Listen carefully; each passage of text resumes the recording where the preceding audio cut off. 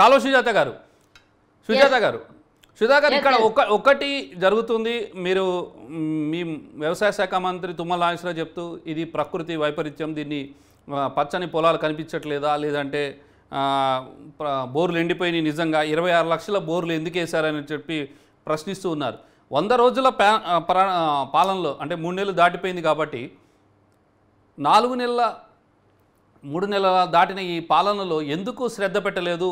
డిసెంబర్లో అధికారంలోకి వచ్చారు, ఇమీడియట్లీగా రైతుల పరిస్థితి ఏంటి, మరి వాళ్ళకు వాటర్ కావాలి, వాళ్ళ పరిస్థితి ఏంటి అనే విషయంలో ఎందుకు ఆలోచించలేదు అనేది ఒక ప్రశ్న ఉత్పన్నమవుతుంది. దీనిపై ఏమంటారు?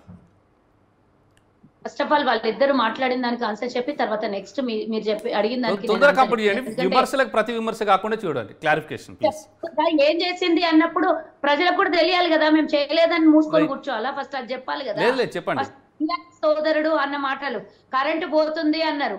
అసలు నిజంగా కరెంటు పోతున్నదని ఎక్కడైనా నిరూపిస్తే ఆ ఉద్యోగికి మేము సస్పెండ్ చేస్తామని చెప్పినాం. ఇంకా కూడా బీఆర్ఎస్ ఏజెంట్లుగా ఎక్కడైనా మరి ఏమంటారు విద్యుత్ శాఖలో పనిచేసి ఏ రూరల్ ప్రాంతాలలో ఏ పొలం గట్టు దగ్గర గనుక ఈ కరెంటు తీసే ప్రయత్నం చేస్తే వాళ్ళ ఉద్యోగాలు తీసేస్తామని చెప్పినాం, సస్పెండ్ చేస్తామని చెప్పినాం.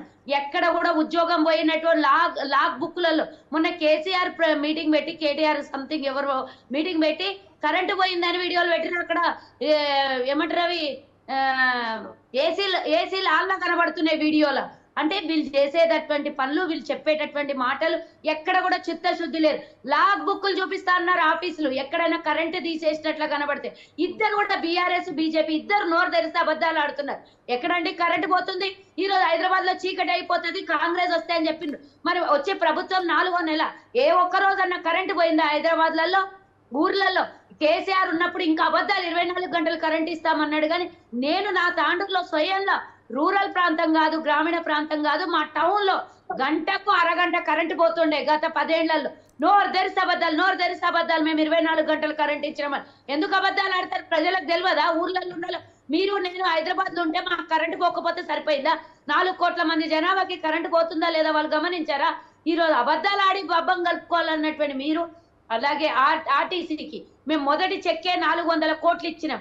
గమనించాలే సోదరా, ఆర్టీసీ ఏదో రన్నింగ్ బస్సులు నడిపిస్తున్నారు. రన్నింగ్ బస్సులు మీరు కనీసం పిఎస్సీలు ఇవ్వకుండా నడిపించి వందలాది కోట్ల రూపాయలు వాళ్ళకు బకాయిలు పెట్టి మీరు వాళ్ళని ఆత్మహత్యలు చేసుకునే పరిస్థితి తీసుకొని వచ్చిన మీరు ఎలక్షన్ సమయంలో ఆర్టీసీని ప్రభుత్వంలో విలీనం చేసి మేము అధికారంలోకి వస్తే ఇంకా వాళ్ళకి నిధులు ఇవ్వాలి, వాళ్ళకు ఉద్యోగాలు శాలరీస్ పెంచాలనుకుంటున్నాం, పిఎస్సీ పెంచాలనుకుంటున్నాం. ఎందుకు పెంచుతారు మీరు?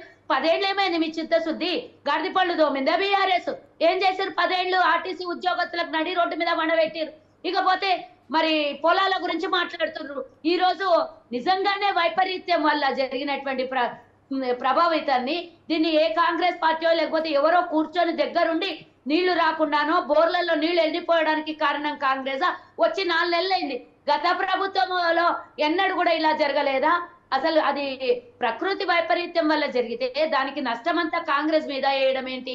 మొన్ననే తుమ్మల నాగేశ్వరరావు గారు విజిట్ చేసి ఎక్కడెక్కడైతే వడగండ్ల వర్షం పడిందో, ఎక్కడెక్కడైతే పంట నష్టం జరిగిందో దానికి ఎకరాకి 10,000 అనౌన్స్ చేసి వచ్చారు. మేము ఇస్తాం కదా, తప్పకుండా ఇస్తాం కదా రైతులకి, మేము ఇస్తాన్న మాట నిలబెట్టుకున్నాం. మేము ఇప్పటి వరకు ఇప్పుడు కూడా నిలబెట్టుకుంటాం. ఇంకో మాట శోభక్క చెప్తోంది, కాంగ్రెస్ పార్టీ ఇచ్చిన హామీలు ఒకటి బస్సు మాత్రమే, ఫ్రీ బస్సు, అది చేస్తే అయిపోయిందా? 2 లక్షల రూపాయలు రుణమాఫీ అయిపోయింది. అక్క చేస్తాం, మీరేం టెన్షన్ పడకండి, మీకన్నా ఎక్కువ మాకు చిత్తశుద్ధి ఉంది. ఓట్లు ఒకటే కాదు,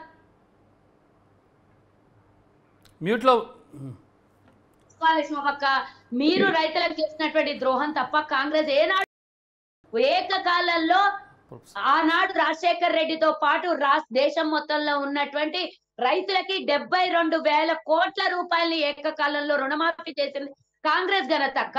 మీరు ఈ రోజు రైతుల్ని నడి రోడ్డు మీద, ఢిల్లీ నడిగడ్డ మీద రైతుల్ని, వందలాది మంది రైతుల్ని ప్రాణం తీసినటువంటి మీరు కూడా రైతుల గురించి మాట్లాడితే దయ్యాలు వేదాలు వల్లించినట్టుంటది అక్క. వందలాది మంది 1 సంవత్సరం పాటు ధర్నా చేస్తే 4 రైతు చట్టాలు, నల్ల చట్టాలను తీసుకొని వచ్చి రైతుల ప్రాణం ఉసురు తీసినటువంటి మీరు ఈ రోజు తెలంగాణ గురించి మాట్లాడతారక్క. వాళ్ళంట కార్లల్లో తిరగొద్దంట. మీ బీజేపీలు సోషల్ మీడియాలో పెడతారు, కార్లల్లో తిరిగేటోడు రైతు ఎట్లా అవుతాడని. రైతులు కార్లల్లో తిరగొద్దా? బెంజు కార్లు ఉండొద్దా రైతుకి? వ్యాపారస్తుడు రైతు దగ్గర కొన్న పంటని కొని వ్యాపారస్తుడు మాత్రం బ్రోకర్ పని చేసి వాళ్ళు మాత్రం బెంచ్ కార్లలో తిరగాలి, కానీ రైతులు తిరగొద్దు. మీ వాళ్ళు ఎంతమంది సోషల్ మీడియా ద్వారా ఈ రోజు మీరు చెప్పింది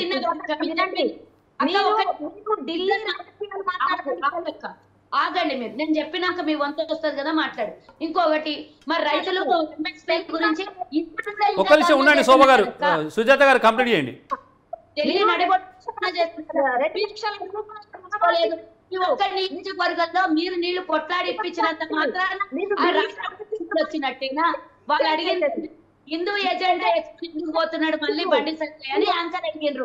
మీరు ఆ సమాధానాన్ని దాటేసి మేము రైతులకు ఉండక్క ప్లీజ్ అక్క ఉండక్క మీరు మాట్లాడేది నాకు అర్థం కాదు. కంప్లీట్ చేయండి సుజాత గారు, కంప్లీట్ చేయండి ఒక్కసారి. మాట ఎవరు తీయమన్నారు, మతాల మాట ఎవరు తీయమన్నారు, ఇవన్నీ చెప్పి పబ్బం ఎట్లా గడుపుకుంటారు? అసలు రాజ్యాంగంలో రాసిందా ఈ రోజు హిందూ ధర్మాన్ని పాటించాలి అని? రాజ్యాంగంలో రాసించిందా? ఓని హిందూ ధర్మాన్ని జెండా ఎత్తుకున్నటువంటి మీరు ఎంతమంది హిందువుల ప్రాణాలు తీస్తలేరు? రైతులు హిందువులు కాదా? ఢిల్లీలో నడి రోడ్డు మీద చచ్చిపోతున్న వాళ్ళు రెగ్యులర్స్ హిందువులు కాదా? మీ ఎంపీ సెక్సువల్ హరాస్మెంట్ చేస్తే నడి రోడ్డు మీద